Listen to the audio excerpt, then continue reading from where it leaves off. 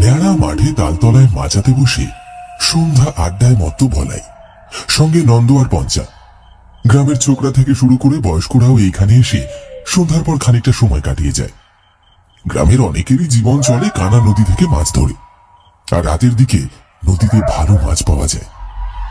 আর সেই জন্যই অনেকে ভাগ্য ফেরাতে ছুটে যায় নদীর এদিক ওদিক। কিরে পঞ্চা, আজকে আবার কোথায় যাবি মাছ ধরতে? আজকে ওই পোড়াঘাটের দিকে যাব। শুনেছি রাতের বেলা ওইদিকে নাকি প্রচুর মাছ পাওয়া যায়। বলিস কি রে, এই রাতের বেলা ওইদিকে যাবি? তোর কি প্রাণের মায়াটা নেই নাকি? জানিস না রাতের বেলা ওই জায়গাটা কত ভয়ঙ্কর হয়ে ওঠে? সবই শুনেছি, কিন্তু ওসব ধাপ্পাবাজি। এর আগেও তো আমি অনেকবার গেছি, আর এমনিতেও তো অনেকেই যায়। হ্যাঁ, তা অনেকে যায়, কিন্তু একটু সাবধানে থাকবি। একা যাচ্ছিস নাকি? না না, পচা যাবে আমার সাথে। পচা জানে তুই আজকে ওইদিকে মাছ ধরতে যাবি? ও যা ভীতু ছেলে, ওকে বললে ও আর যাবে না, তাই না বলেই নিয়ে যাব। পঞ্চার চোখে এক রোখা জেদ, আর বলাইয়ের চোখে দুশ্চিন্তা। তারা জানে না এই রাতে তাদের জন্য কি অপেক্ষা করে আছে। পোড়াঘাটের রহস্যময় আহ্বান পঞ্চাকে টেনে নিয়ে চলেছে এক অজানা পরিণতির দিকে।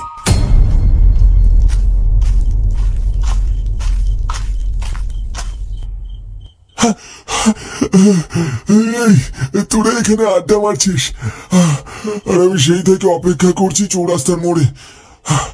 ভাবলাম তোরা বুঝি চলে গেছিস। পচার দিকে তাকিয়ে পঞ্চার বলাই একে অপরের দিকে মুখ চাওয়াচাওয়ি করে মুচকি হাসলো। আরে বাবা, একটু গল্প করছিলাম, তুই এসে গেছিস, চল এবার। কিরে পচা, এই রাতের বেলা কানা নদীর দিকে যাচ্ছিস যে? তোর তো ভূতের ভয় লাগে। আসলে পঞ্চা বলল আজকে নাকি ও আমাকে একটা ভালো জায়গায় নিয়ে যাবে, সেখানে প্রচুর মাছ ওঠে, তাই যাচ্ছি। সে তো উঠবেই, দেখবি কানা নদীতে মাছ ধরতে গিয়ে যেন ভূতকে দাঁত ধরে ফেলিস আবার। হ্যাঁ, এই বলাই, এই ভয় দেখাস না তো, চল পচা, দেরি হয়ে যাচ্ছে। ভূতের নাম শুনে পচার মনে খচখচ করতে থাকে। মনোহর দাদুর মুখে অসংখ্য ভয়ঙ্কর গল্প শুনেছে সে, কিন্তু পচার উপর তার ভরসা আছে। পঞ্চা এসব বিশ্বাস করে না, আর সে সাহসী ছেলে। দুজন মিলে হাঁটতে শুরু করে কানা নদীর দিকে। গ্রামের শেষ বাড়িগুলো পেছনে ফেলে তারা যখন নির্জন মেঠো পথ ধরে নদীর দিকে এগোচ্ছে, তখন চারিদিকে ঝিঝি পোকার একঘেয়ে ডাক ছাড়া আর কোনো শব্দ নেই। আকাশের চাঁদটাও তখন পাতলা মেঘের আড়ালে ঢাকা, তাই টর্চের আলোতেই ভরসা।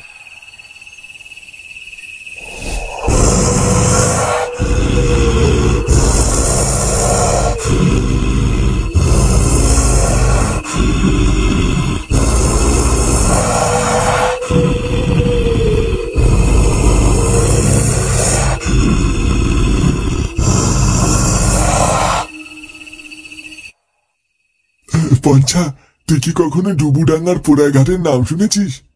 ধুর পাগল, আবার ভূতের গল্প শুরু করলি? আর এইসব পুরোনো দিনের ভেলকি, ওই ভূত টুত কিছু নেই ভাই। ওসব ওই দাদু ঠাকুমার ভয় দেখানোর কায়দা। না রে, আমি মজা করছি না, ঘাটটায় সত্যি কিছু একটা আছে। মনোহর দাদুর মুখে শুনেছি ওইখানে নাকি একটা মাঝি পুড়ে মরেছিল। তারপর থেকে কেউ নাকি ওই ঘাটে ঘোরাফেরা করে আর জল চায়, আর যে জল দেয় তাকেই মেরে ফেলে। জল দিলে ভূত মেরে ফেলে? দারুণ প্লট রে ভাই, এবার ইউটিউবে চ্যানেল খুলে ফেল। তোর সবেতেই অবিশ্বাস, যখন ভূতের পাল্লায় পড়বি তখন বুঝতে পারবি, খ্যাসা বেরিয়ে যাবে। কিন্তু সেই মুহূর্তে তারা বুঝতে পারেনি তাদের অলক্ষ্যে নদীর পাড়ে দাঁড়িয়ে থাকা ছায়ামূর্তিটা তাদেরকে দেখছে। সে কি আদৌ মানুষ নাকি অন্য কেউ? ডুবুডাঙ্গা 24 পরগনার হারিয়ে যাওয়া একটা গ্রাম, যেখানে একটা পুরনো নদী ছিল, কানা নদী। বহুদিন আগে শুকিয়ে গেছে, কিন্তু একটা ঘাট এখনো আছে, যেটাকে বলে পোড়া ঘাট। বলা হয় এই ঘাটেই এক সময় একজন মাঝি পুড়ে মারা যায়, আর সেই থেকে ওই জায়গাটা নাকি অশুভ হয়ে গেছে। শোনা যায় তার মৃত্যুর পর থেকে তার আত্মা এখনো সেই নদীর আশেপাশে ঘোরাফেরা করে।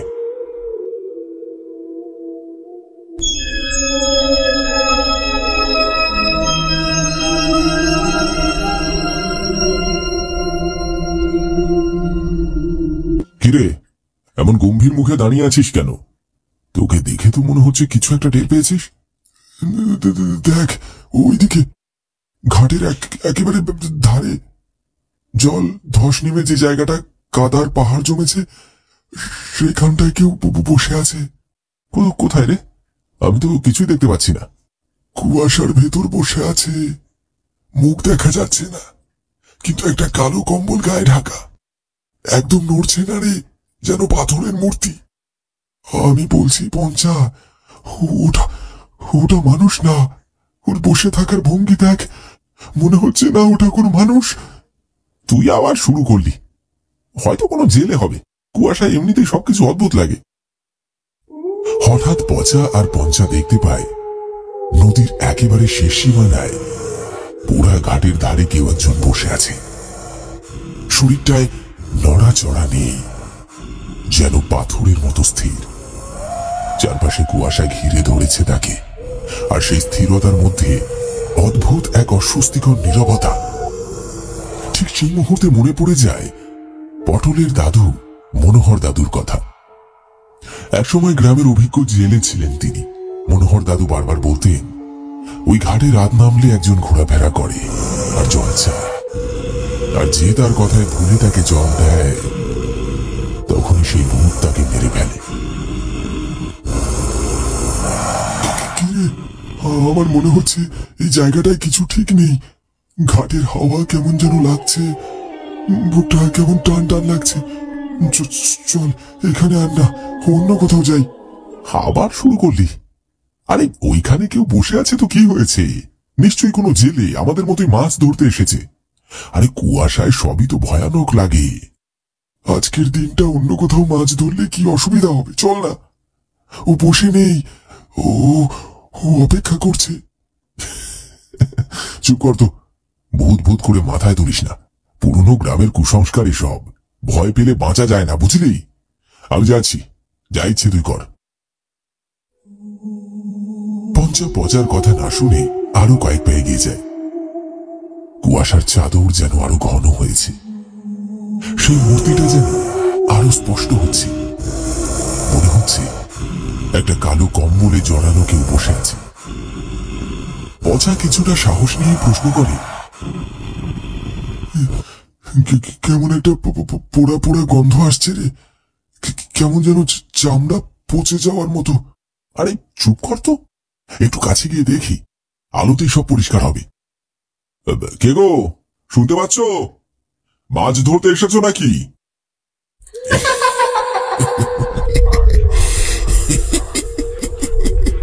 কয়েক মুহূর্ত সব চুপচাপ।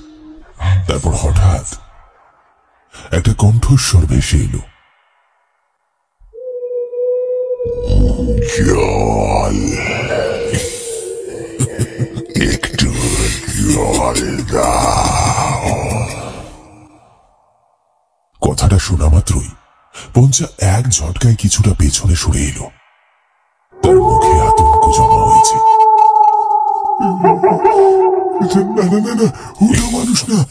মনোহর দাদু বলেছিল ও জল চায়, আর তারপর তাকে মেরে ফেলে। ওর কণ্ঠটা শুনলি? কেমন যেন চেনা, কেমন করুণ। মনে হচ্ছে যেন সত্যি ওর খুব তেষ্টা পেয়েছে। আরে পাগল হয়েছিস নাকি? দেখ, বাতাস ভারী হয়ে গেছে, গাছগুলো কাঁপছে। এমন কখনো হয় না। ওটা জল খাবে না রে, তোর প্রাণ খাবে। আমি শুধু একটু জল দেব, ওর এত কষ্ট আমি দেখতে পারছি না। না পঞ্চা, পেছো, ওটা মানুষ না রে। ইতিমধ্যে পঞ্চা সেই ছায়া মূর্তির হাতে বশ হয়ে গেছে। হঠাৎ একটা বিকট পোড়া গন্ধ ছড়িয়ে পড়েছে চারপাশে।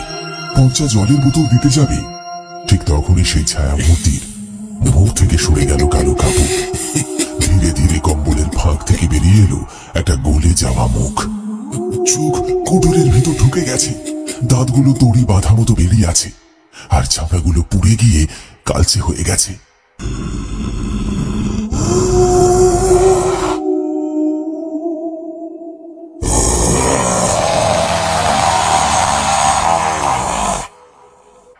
ও মাগো, এই যে সেই ভূত! পঞ্চা, পঞ্চা পালা এখান থেকে! জল দিয়ে আমার তেষ্টা মিটবে না, তেষ্টা মিটবে তোদের কাঁচা রক্তে।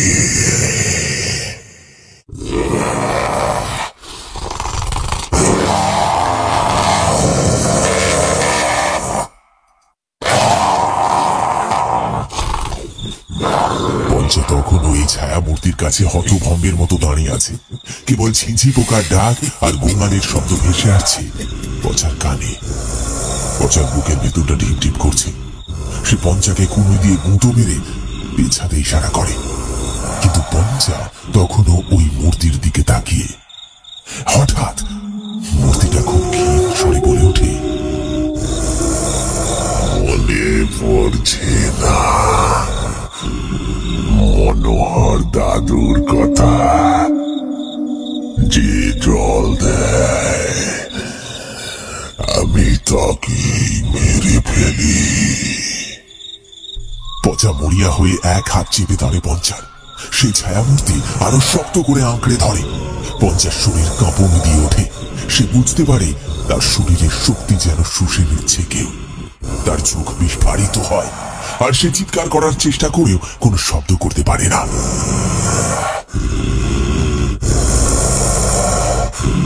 তার নিঃশ্বাস বন্ধ হয়ে আসে। পঞ্চা নিথর হয়ে মাটিতে পড়ে যায়। পঞ্চা তখনও অচেতন। মুখ সাদা, ঠোঁট ফ্যাকাশে, কিন্তু দেহে প্রাণ আছে। তার চোখ পড়ে পঞ্চার জামার পকেটে থাকা একটা দেশলাই বাক্স মাটিতে পড়ে আছে। পচা হাত বাড়িয়ে তুলে নেয় দেশলাইটা। এক মুহূর্তে যেন মনে পড়ে যায়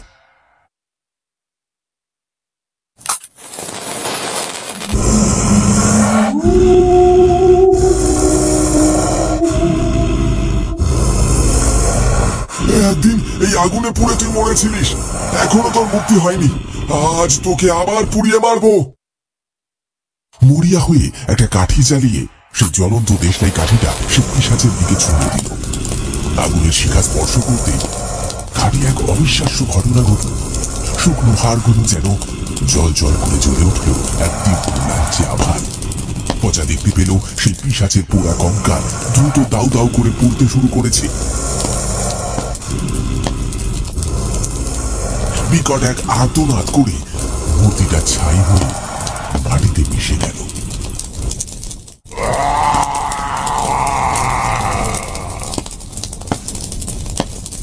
এক ঝলক পোড়া গন্ধ আর ধোঁয়া ছাড়া আর কিছুই অবশিষ্ট রইল না। পচা পঞ্চাকে নিয়ে তার কুঁড়ে ঘরে ফিরে পঞ্চাকে চাদর দিয়ে জড়িয়ে দেয়। তারপর 1 ঘন্টা পরে পঞ্চা ধীরে ধীরে চোখ মেলে।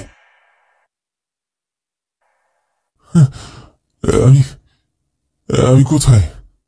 তুই এখন বাড়িতে। অনেক কষ্টে তোকে বাঁচিয়ে ঘরে নিয়ে এসেছি। ভূত বলে কিছু হয় না। বেশ তো চেষ্টা করেছিলিস, আর যাবি। আমার ভুল হয়ে গেছে পচা, আমায় ক্ষমা করে দে। গ্রামের মানুষজন খোঁজ নিতে আসে। পচা সবকিছু খুলে বলে। অনেকে বিশ্বাস করে, অনেকে হেসে উড়িয়ে দেয়।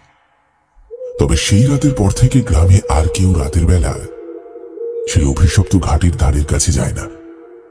অশুভ শক্তি হয়তো আর তাদের পিছু নেয়নি, কিন্তু সেই রাতের স্মৃতি পঞ্চা আর পচাকে আজীবন তাড়া করে বেড়াবে।